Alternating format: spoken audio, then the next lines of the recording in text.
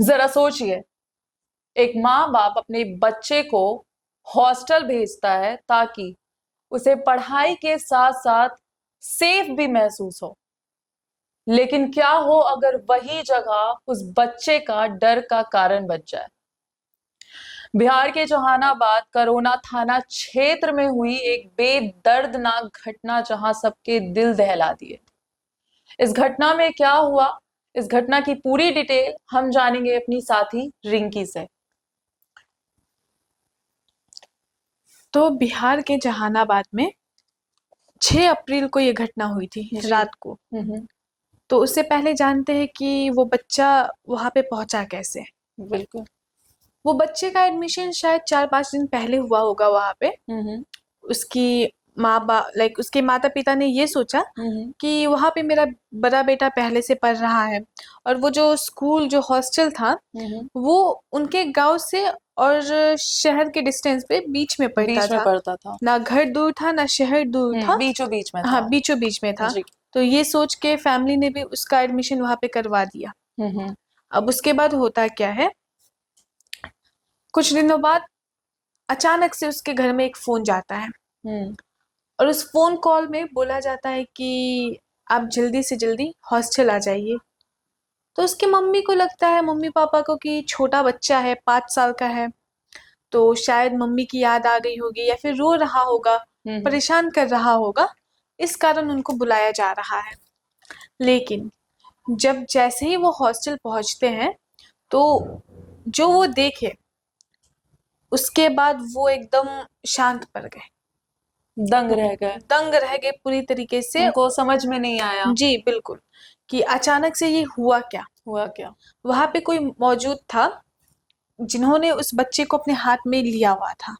अच्छा। उस बच्चे का गला कटा हुआ था, और तो और उसके प्राइवेट पार्ट में ब्लीडिंग दिख रही थी कपड़ों के ऊपर। और जांच के बाद पता चला कि वहां पे भी बहुत सारे चोट के निशान है। इनफैक्ट पूरे शरीर में चोट के निशान है, जिससे एक पॉसिबिलिटी हो रहा है कि लड़के के साथ में रेप हुआ हो। रेप हुआ है जी। रेप हुआ, उसके बाद उसको मार दिया गया। जी, यही ज्यादातर पॉसिबिलिटी तो यही है मोस्टली। उसके बाद में वहां पे पुलिस आई जी। इन्वेस्टिगेशन शुरू हुआ। इन्वेस्टिगेशन में वो लोग नोटिस किए, वो लोग को सबूत नहीं मिल रहा था पुलिस को, क्योंकि जहाँ पे लाश पड़ा हुआ था ब्लड वहीं पे था, ब्लड के ऊपर लाश को रखा गया था।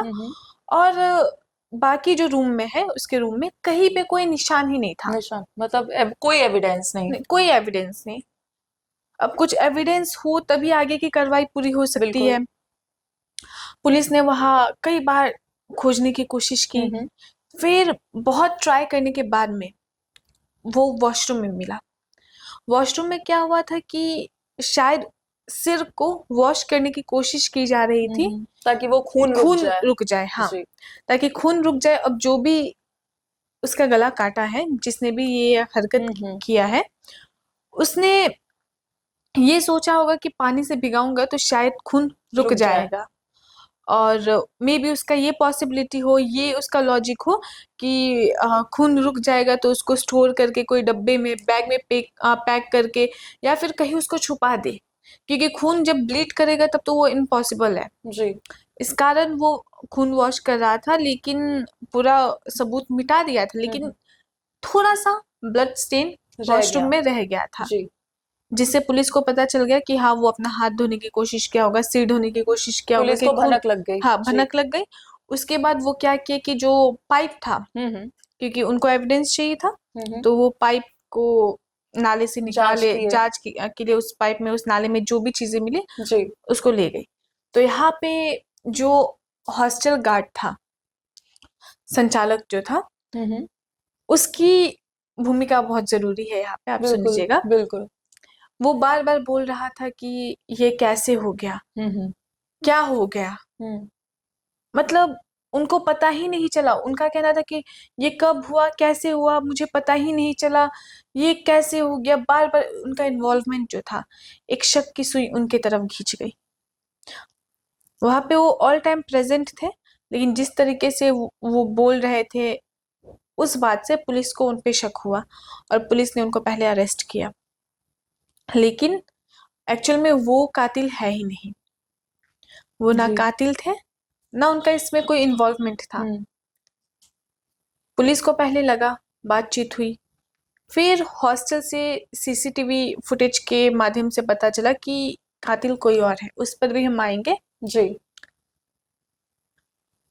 फिर इन्वेस्टिगेशन शुरू हो रही थी पुलिस ने, क्योंकि ऐसा कांड अगर जब होता है कहीं पे भी, तो वो एक बस जहानाबाद में हुआ तो बस जहानाबाद की पुलिस उसमें इन्वॉल्व नहीं होती है, जी। पूरे बिहार की पुलिस इसमें इन्वॉल्व हो जाती है।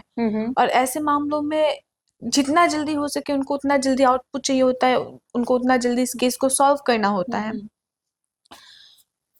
इसके बाद में एक और पॉइंट, एक और एंगल इसमें आया। इसमें जो कैंटीन स्टाफ था उसको अरेस्ट किया गया। उससे बातचीत में जब कार्रवाई की गई तो उसने खुद ये एक्सेप्ट किया कि उसने ये दुष्कर्म किया है, उसने ही उस बच्चे को मारा है। जब पुलिस ने आरोपी को गिरफ्तार किया तो जी छानबीन के बाद पता लगा कि जो आरोपी है उसने खुद एक्सेप्ट किया हर एक चीज, कि उसने मासूम बच्चे की क्यों जान ली, हर एक चीज। हाँ, उसने हर वजह बताई कि उसने ऐसा काम क्यों किया। जी, तो पूछताछ के दौरान उसने एक्सेप्ट किया कि उसने ये कांड किया है और उसकी रीजन भी उसने बताया है। रीजन था कि वो बोला कि उसकी और उसकी बीवी की आपस में मतलब नहीं बन रही थी और उसकी बीवी उसको छोड़ के चली गई थी। दूसरा कारण उसने बोला कि जो संचालक था जी उससे उसका रिश्ता सही नहीं था, दोनों में लड़ाई झगड़ा होते रहता था कुछ चीजों को लेके। हॉस्टल का संचालक जी जी। तो उसको बदला लेना था, वो चाहता था कि ये हॉस्टल जल्द से जल्द बंद हो जाए। तो उसने इस प्लान को इतना सोच समझ के किया कि सारा जो इल्जाम है वो संचालक के ऊपर चला जाए, और वो हुआ भी था। पुलिस की पहली शक की सुई उसी पे गई थी। तो उसने बहुत बारीकी से ये सारा चीजें मतलब स्टेप बाय स्टेप किया। उसके बाद में उसके साथ इस केस में ये भी पता लगा कि सिर्फ जो है कि गार्ड को बदनाम करने के लिए नहीं, ये पूरे हॉस्टल को बदनाम करने के लिए ऐसा उसने किया। जी, उसने ये एक्सेप्ट किया था कि उसको उसका तो संचालक से मतलब अनबन था ही, लड़ाई झगड़ा उन लोग के बीच चलते रहता था। उसका मेन मोटो था कि मुझे इस हॉस्टल को बंद करवाना है। तो एक सवाल ये भी आता है कि ये पूरे हॉस्टल के मैनेजमेंट पे भी सवाल आ रहा है। आप हॉस्टल के मैनेजमेंट पे क्या बोलना चाहेंगी? क्या लगता है आपको? हॉस्टल का जो मैनेजमेंट है उसको सही होना चाहिए, उनको स्ट्रिक्ट होना चाहिए? जी बिल्कुल।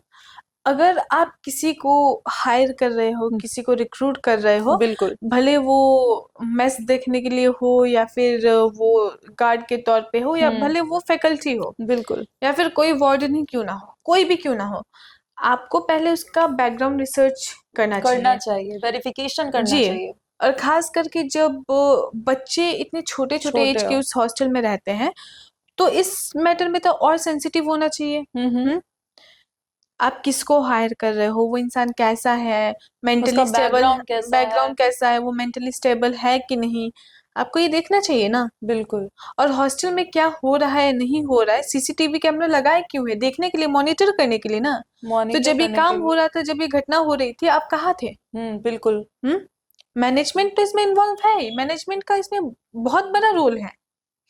सही बात है। जहां से अगर वो देखिए, अगर मैनेजमेंट सही तरीके से अपना काम करती तो उनको भनक लग जाता कि क्या हो रहा है हॉस्टल में। और जो सीसीटीवी लगाए गए थे और जो उसको कंट्रोल कर रहा था, मॉनिटरिंग कर रहा था, अगर वो उस जगह पे बैठ के अगर वो सही तरीके से मॉनिटर करते तो आज ये ऐसी घटना नहीं होती। नहीं, बिल्कुल नहीं होती।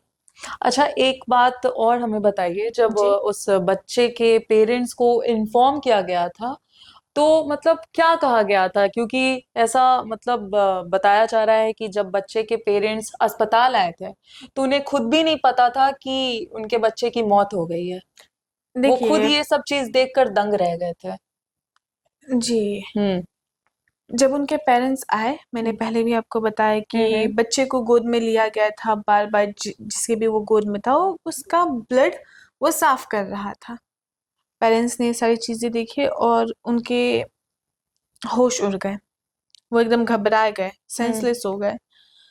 उसके बाद बच्चा वहां पे मरा नहीं था, आखिरी सांसें ले रहा था। बच्चा जो है वो बस देख रहा है, उसकी सांसें चल रही है, उसको हॉस्पिटल रिफर किया गया। पटना में? पहले तो वहां पे ही कोई हॉस्पिटल में दिखाया गया, उसके बाद पटना रिफर किया गया। जी।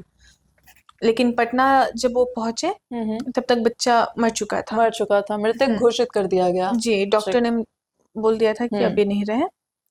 तो जब ये इंसिडेंट हो गया था, कुछ टाइम तक वो बच्चा जिंदा था, जो भी उसके पास खड़ा था उसको देखते जा रहा था, जैसे कि कुछ कहना चाह रहा हो, कुछ बोलना चाह रहा हो कि उसके साथ क्या क्या हुआ। उसके आंखों में वो दर्द दिख रहा था, साफ दिख रहा था।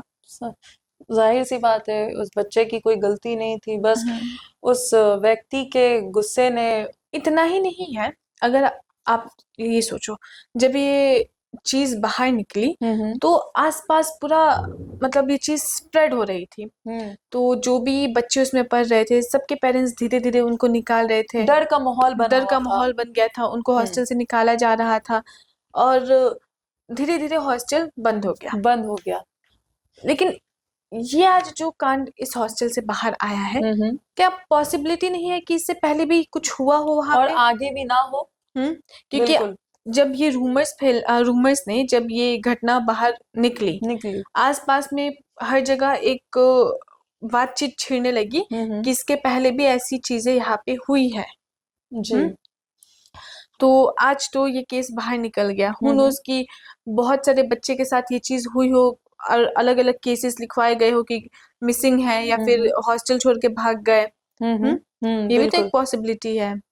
मैनेजमेंट अगर सही से काम करेगा तो ये सब चीजें ना बाहर आएगी, ना सुनने को मिलेगी और ना ही ये सब चीजें होगी। तो जैसा कि हमारी साथी रिंकी ने इस घटना के बारे में पूरी डिटेल में बताया कि कैसे उस 5 साल के मासूम बच्चे के साथ ये दुष्कर्म हुई, और करने वाला कोई और नहीं, उसी के हॉस्टल के कैंटीन स्टाफ था। अब सवाल ये है कि ऐसी घटनाओं को रोकने के लिए हमारा लॉ एंड ऑर्डर सिस्टम सक्षम है या सिर्फ बात तक ही सीमित है? ऐसे ही खबरों और डीप इनसाइट्स को जानने के लिए बने रहे चौपाल डायरी लाइव, और मैं हूं आपके साथ रिया।